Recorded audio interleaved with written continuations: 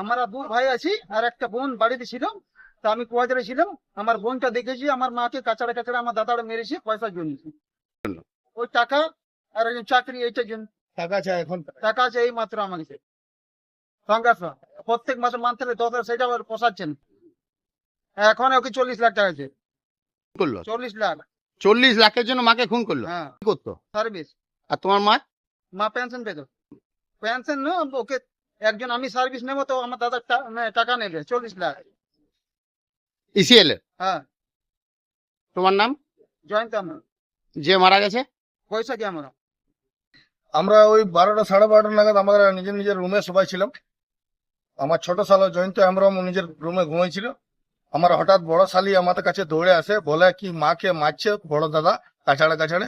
আমরা সঙ্গে সঙ্গে আমাকে ডাকে, আমিও দৌড়ে যাই, যে দেখি কি মায়ের একদম মাথা থেকে ব্লাড বার হয়েছে, আর মা নাই।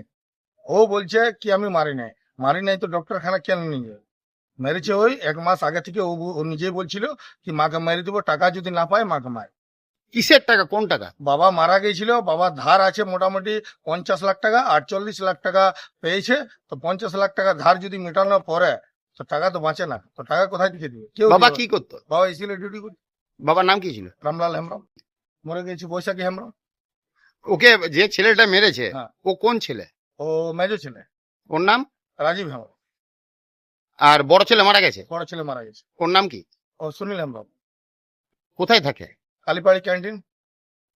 ছোট ছেলে এখন এসছে হাসপাতালে? ছোট ছেলে। ছোট যে ছেলে যে প্রথম থেকে মা বাবাকে দেখে সেই থাকবে। ও কি করে? ও আগে দুর্গাপুর স্টিল প্ল্যান্টে কাজ করছে। ওর নাম কি? জয়ন্ত হেমব্রম। আপনার নাম? আমার নাম দুর্লভ সিং। আমি আপনি? ছোট জামাই।